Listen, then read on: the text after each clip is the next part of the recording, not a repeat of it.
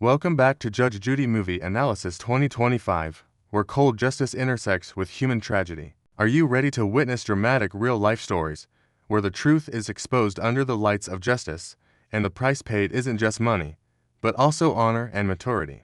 Today, we are dissecting episode 13,650, Best Amazing Cases Season 2025, a collection of astonishing lawsuits born from minor personal conflicts that escalated into serious legal disputes. I invite you to step into this deep analysis. Part 1.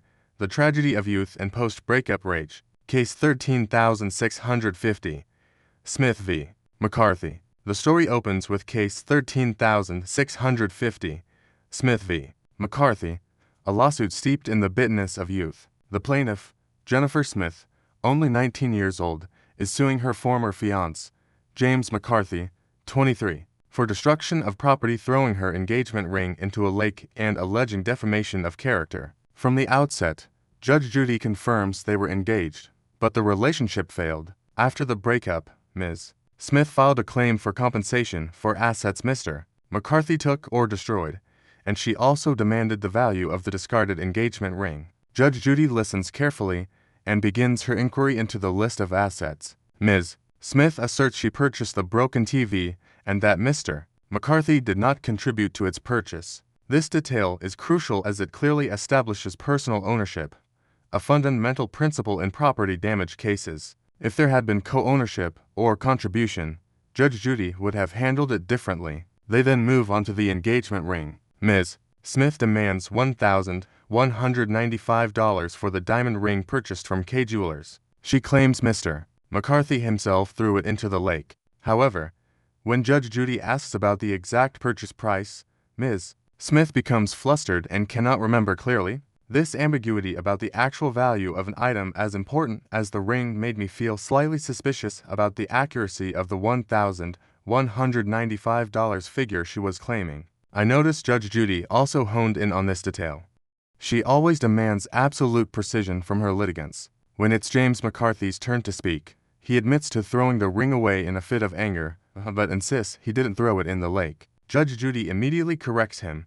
Whether it was thrown in a lake or simply thrown away, the act of intentionally destroying someone else's property still establishes fault. This largely determined the outcome of the lawsuit regarding the ring. Regarding the other property damage, like the TV, Mr. McCarthy stubbornly denies all acts of destruction. He offers a weak defense, claiming Ms. Smith destroyed her own belongings and then blamed him. In my opinion, this is a terrible defense strategy, an immature denial of responsibility. A person accused of destroying property who can't offer any reasonable evidence or explanation other than shifting blame back onto the victim is unlikely to be believed by Judge Judy. Ms. Smith then presents photographic evidence of the destroyed property, including the TV, a tablet, and a kitchenware set. Judge Judy examines the photos closely. She once again asks Mr. McCarthy about a broken wall clock, and he still offers no explanation other than repeating his general denial. I see dishonesty and cowardice in Mr. McCarthy's testimony. Judge Judy, with her years of experience, certainly recognized it too. The case takes a turn toward the defamation allegation. Ms. Smith claims Mr. McCarthy sent messages or emails stating she had cheated on him and said she had stolen or robbed him of money. Judge Judy immediately clarifies that slander must be a false statement that damages a reputation. And then, the turning point arrives. Judge Judy asks Ms. Smith directly about the detail of her taking Mr. McCarthy's money. Ms. Smith, stunned, admits to taking $100 from Mr. McCarthy without permission. This detail, though only $100, severely undermines Ms. Smith's moral standing and integrity in court. Judge Judy capitalizes on this detail to drill down on her dishonesty. Ms. Smith's admission renders her defamation claim baseless, because Judge Judy could infer that for someone who takes money without asking, the accusation of robbing or stealing is, at least in the emotional context of the incident, not entirely false. The verdict, Judge Judy ultimately rules in favor of Ms. Smith for her property damage claim, including the engagement ring. She dismisses the defamation claim due to a lack of clear legal evidence and Ms. Smith's self-undermining admission of taking the $100. Judge Judy delivers a blunt moral lesson to both, stating that adults don't do these things and that Mr. McCarthy was the one more at fault for his intentional destruction of property. I completely agree with this verdict. The case is a classic example of how blind post-breakup rage can turn a grown adult into an out-of-control vandal, and that behavior has a monetary price. Part 2. Rent, Clothes, and Lingering Resentment. Case 208, Skelsey v. Roberts. The second case shifts to a lingering post-breakup conflict between Robert Skelsey, the plaintiff, suing his ex-girlfriend, Chalice Roberts, 26, for rent money and the return of his clothes. This lawsuit is clearly an extension of a relationship that ended badly, as Ms. Roberts claims Mr. Skelsey is angry about her new relationship. Mr. Skelsey presents his claim, demanding $1,200 in rent and $250 for the value of clothes he left behind. He states that Ms. Roberts had agreed to pay $600 in rent per month and that he had paid $1,200 upfront for 2 months. He also asserts he left behind several designer clothing items that Ms. Roberts agreed to return. Ms. Roberts counters that they had a mutual agreement to share common expenses. She says Mr. Skelsey left the apartment without prior notice. Judge Judy asks Mr. Skelsey directly about the date he moved out, and he admits he left without warning because Ms. Roberts had a new boyfriend and he didn't want to stay. I observed that personal emotions were completely dictating Mr. Skelsey's decisions. Ms. Roberts also accuses Mr. Skelsey of destroying her property. She presents a damaged rug and a broken TV caused by Mr. Skelsey. Ms. Roberts then introduces a critical piece of evidence. Mr. Skelsey admitted in a text message that he would pay the rent until Ms. Roberts found someone else to rent with. This promise is noted by Judge Judy. Judge Judy then asks Ms. Roberts about the abandoned clothes. Ms. Roberts states that Mr. Skelsey left behind a large amount of dirty, messy clothing, including old and dirty underwear. Ms. Roberts claims she threw them away because they were too filthy to be worn again. This detail causes a bit of sarcasm in the courtroom, and I see Judge Judy is rather annoyed by this lack of hygiene. Mr. Skelsey continues to insist he left valuable, clean items. He even provides a photograph of the items. However, Judge Judy dismisses the photographic evidence as it doesn't prove their condition or cleanliness. The verdict: Judge Judy dismisses Mr. Skelsey's claim for rent because he voluntarily left the apartment in a fit of jealousy without notice and had himself promised to pay until Ms. Roberts found a replacement. However, she rules in favor of Mr. Skelsey for partial compensation for the discarded clothes, but significantly reduces the original $250 amount to $100, stating he shouldn't have left dirty clothes behind. After the case, Judge Judy gives Mr. Skelsey a blunt lesson, telling him he needs to grow up and not let personal feelings dictate his financial actions. This case is a clear demonstration of how petty personal conflicts can be brought to court and judged harshly. Part 3. A Lawbreaking Landlord and the Moldy Apartment Dispute. Case: Feller v. Mullen. The third case is a typical landlord-tenant dispute. Roxanne Feller, the plaintiff, sues Andrew Mullen, the defendant, for $1,290 in rent and a security deposit. Ms. Feller, the landlord, presents that Mr. Mullen rented her apartment for 3 months and left without paying the final month's rent. She demands he pay $1,290, which includes $500 in rent and $790 for the deposit. Mr. Mullen, the tenant, counters that he left because of terrible living conditions. He says the apartment had severe mold and insects. He presents evidence of the poor conditions and claims the apartment was unlivable. He also states that Ms. Feller changed the locks and prevented him from retrieving his belongings. Judge Judy immediately stops at the detail about changing the locks. She asks Ms. Feller directly if she changed the locks.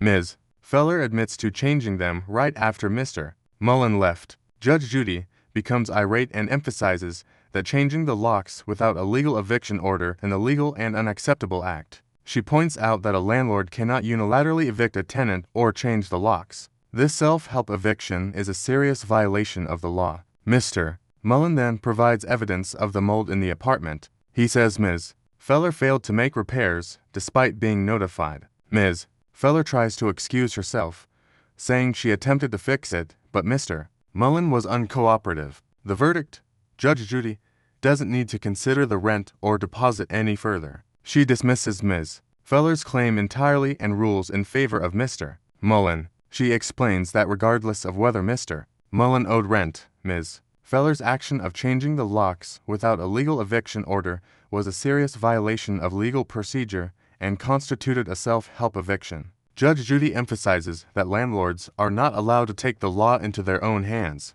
She dismisses the landlord's claim and finds the landlord completely at fault. This case is a costly lesson on the importance of adhering to the law as a landlord. Judge Judy sent a strong message that a landlord's serious violation of legal procedure will be punished by the loss of their entire claim. Part 4. The Dog Bite Case and Owner Responsibility. Case Farringer v. Stevens. The fourth case brings us to another tragedy involving pet owner responsibility. Emily Farringer, the plaintiff, sues Patricia Stevens, the defendant, for compensation for medical expenses and pain and suffering after being bitten by Ms. Stevens' dog. Ms. Farringer testifies that she was attacked and bitten on the arm by Ms. Stevens' dog. She demands $1,500 for medical bills and $1,500 for pain and suffering, totaling $3,000. She describes the incident occurring while she was walking her own dog, and Ms. Stevens' dog ran out and attacked both her and her dog.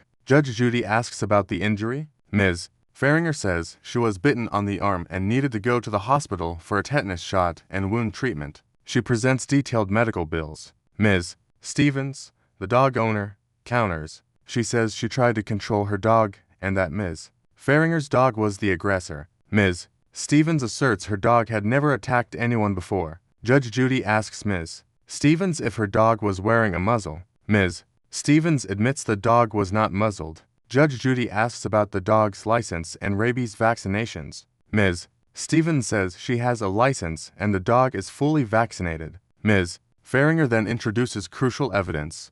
Ms. Stevens' dog had attacked another dog previously. She presents a report from the police or animal control proving this. This evidence immediately dismantles Ms. Stevens' defense. Judge Judy emphasizes that if a dog has a history of aggression, the owner has a high responsibility to control it. Judge Judy asks Ms. Stevens if she saw Ms. Farringer's injury. Ms. Stevens admits she did, but still tries to minimize her responsibility. The verdict: Judge Judy rules in favor of Ms. Farringer. She concludes that Ms. Stevens' dog is a danger and the owner failed to control it properly. She orders Ms. Stevens to pay the full medical costs and an amount for pain and suffering. The total compensation is $3,000. This case is a stern warning about the responsibilities of pet ownership. Judge Judy sent a clear message that dog owners are fully responsible for their pets' behavior, especially when they cause injury to people. Part 5. The Parking Lot Car Accident.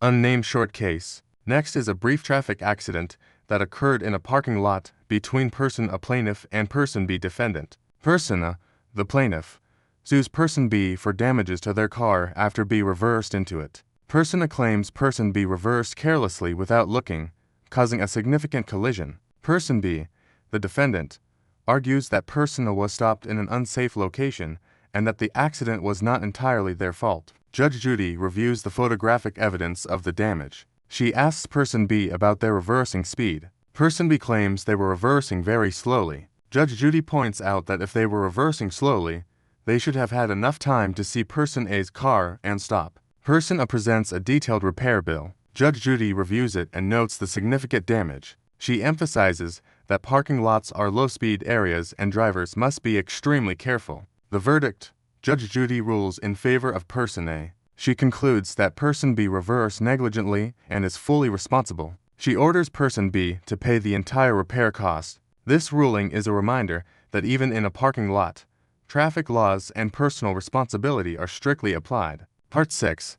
The Furniture Damage and Normal Wear and Tear Dispute. Unnamed short case. The final case is a common dispute between a landlord and tenant regarding a security deposit and furniture damage between Person C, landlord, and Person D, tenant. Person C, the landlord, sues Person D for compensation for several items of damage in the apartment, including a stained carpet and scratches on the hardwood floor. Person C demands a large sum for replacement or repair. Person D, the tenant, counters that the damage was due to normal wear and tear or was pre-existing when she moved in. She claims she cleaned the apartment thoroughly before leaving. Judge Judy asks Person C for evidence of the apartment's condition before and after Person D moved in. Person C presents photos of the stained carpet and scratches. Judge Judy then asks about the age of the carpet and flooring. Person C admits the carpet was many years old.